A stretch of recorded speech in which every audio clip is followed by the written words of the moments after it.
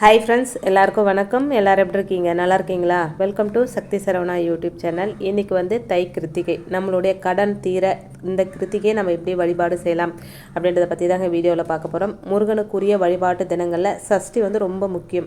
அதே போல் கிருத்திகையும் முக்கியமான ஒரு வழிபாட்டு தினம் தாங்க.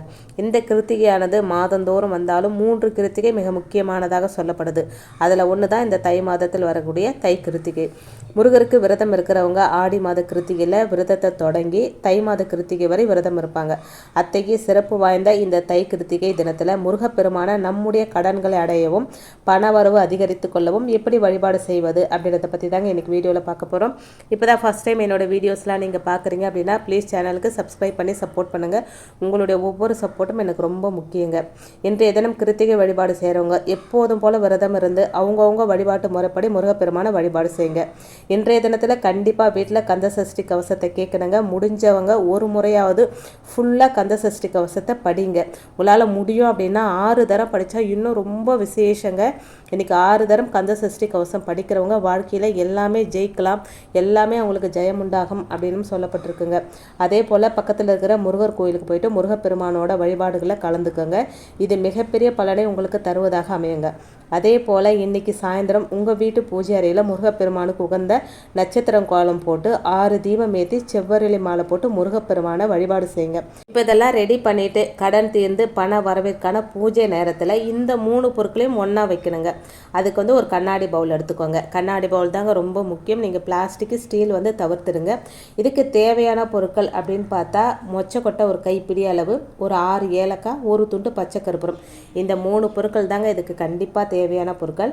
கண்ணாடி பவுல் எடுத்துக்கிட்டு அந்த கண்ணாடி பவுலுக்குள்ளே ஒரு கைப்பிடி அளவுக்கு மொச்சக்கொட்டையை வெள்ளை மொச்சக்கொட்டை போட்டுக்கோங்க. அதோட 6 ஏலக்காய், ஒரு துண்டு பச்சை கற்பூரம் இதெல்லாம் வச்சு பூஜை அறையில் முருகர் படத்துக்கு முன்னாடி வச்சுருங்க. நீங்கள் வழிபாடு செய்யும் நேரத்தில் இந்த பொருட்களுக்கும் சாம்பிராணி கற்பூர தீப ஆராதனை எல்லாம் காட்டி உங்களுடைய கடன் தீர்ந்து பண வரவு அதிகரிக்கணும் அப்படின்னு முருகப்பெருமான் கிட்ட மனசார பிரார்த்தனை செஞ்சுக்கோங்க. இந்த வழிபாடு செய்ய நேரத்தில் உங்களால் முடிஞ்ச ஏதாவது ஒரு எளிய நெய்வேத்தியத்தை செஞ்சு வச்சுருங்க. வழிபாடு முடிஞ்ச பிறகு நீங்கள் என்ன நெய்வேத்தியம் வச்சுருக்கிறீங்களோ அதை வந்து குடும்பத்தில் இருக்கிறவங்களுக்கு எல்லாருக்கும் பகிர்ந்து கொடுத்து நீங்களும் சாப்பிட்டுக்கலாங்க. இந்த மொச்சை ஏலக்காய் கற்பூரம் இது எல்லாமே பூஜை அறையில் அப்படியே இருக்கட்டுங்க. நீங்கள் எப்போ பூஜை செஞ்சாலும் அந்த பவுலில் போட்டிருக்கிற மொச்சை ஏலக்காய் பச்சை கற்பூரம் இதுக்கும் வந்து கற்பூர தீபாராதனை காமிச்சிக்கோங்க. இந்த பொருளெல்லாம் கெட்டு போச்சு மாற்றணும் அப்படின்ற சமயத்தில் மட்டும் இதை மாற்றுங்க.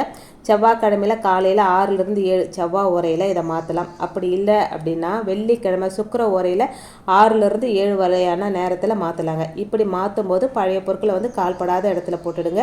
இந்த பொருள் உங்கள் பூஜை அறையில் இருக்கும்போது பண வரவு அதிகரிப்பதற்கான வாய்ப்புகள் உங்களை தேடி வருங்க. இதன் மூலம் எத்தனை பெரிய கடன் சுமை இருந்தாலும் கடன் தீருங்க. அதோடு நீங்கள் செய்யும் இந்த முருகப்பெருமான் வழிபாடானது உங்களோட சகல பிரச்சனைகளையும் தீர்க்கக்கூடியதாக அமையுங்க. மிகவும் எளிமையான வழிபாடு, எல்லாராலையும் செய்யக்கூடிய எளிமையான வழிபாடு. மொச்சை ஒரு கைப்பிடி அளவு, 6 ஏலக்காய், ஒரு துண்டு பச்சை கற்பூரம். இதுக்கெல்லாம் ரொம்ப செலவெல்லாம் ஆகிடாதுங்க. இதை நம்ம ஒரு தடவை செஞ்சு வச்சுட்டோம், அதாவது கெட்டு போச்சு அந்த மொச்சை வந்து பூச்சி வந்துடுச்சு வண்டு வந்துடுச்சு அப்படின்னா தான் நம்ம மாற்ற போகிறோம். ஏலக்காய் வந்து கெட்டே போகாதுங்க. 6 மாதம் வரையானா கூட ஏலக்காய் வந்து கெட்டு போகாது. அதனால் இதை நீங்கள் செஞ்சு பாருங்கள், கண்டிப்பாக நல்லது நடக்குங்க. அதாவது இந்த உலகத்தோட கலியுக கண்கண்ட தெய்வம் யாருன்னா அவர் வந்து முருகப்பெருமான் தான். ஆனால் கண்டிப்பாக நமக்கு சோதனைகள் கொடுப்பார். அவரை வழிபடும் போது அந்த சோதனைகளெல்லாம் மீண்டு வெளியே வரணுங்க. இன்னைக்கு முருகர் கோயிலுக்கு போக முடியாத சூழ்நிலை, எனக்கு உடம்பு சரியில்லைங்க, எந்திரிக்க முடியாத அளவுக்கு உடம்பு வலி, கோல்டு, தலைவலி, லைட்டாக ஃபீவர், நடக்க முடியாத அளவுக்கு எனக்கு இன்றைக்கி இருந்தது. ஆனாலும் எப்படியாவது கோயிலுக்கு போயிட்டு முருகப்பெருமான வழிபாடு பண்ணிட்டு வரணும், அது எனக்கு கொடுத்த சோதனையாக நான் நினச்சிக்கிட்டேங்க. இருந்தாலும் தலைக்கு குளிக்கலைனாலும் உடம்புக்கு மட்டும் குளிச்சுட்டு எப்படியோ கோயிலுக்கு போயிட்டு முருகப்பெருமான தரிசனம் பண்ணிவிட்டு வீட்டுக்கு வந்துட்டேங்க. நல்ல தரிசனம், திவ்ய தரிசனம் சொல்லுவாங்க இல்லைங்களா, அந்த மாதிரி திவ்ய தரிசனம் வரும்போது டேப்லெட் வாங்கி வந்து போட்டுட்டு இப்போ கொஞ்சம் உடம்பு சரியானதுக்கப்புறம் ஓரளவுக்கு கொஞ்சம் சரியாக இருக்குங்க. இப்போ வந்து உங்களுக்கு இந்த வீடியோ சொல்லிகிட்டு இருக்கேன். ஏன்னா இந்த வழிபாடை வந்து சாயந்தரம் உங்களுக்கு செய்கிறதுக்கு வசதியாக இருக்குமே.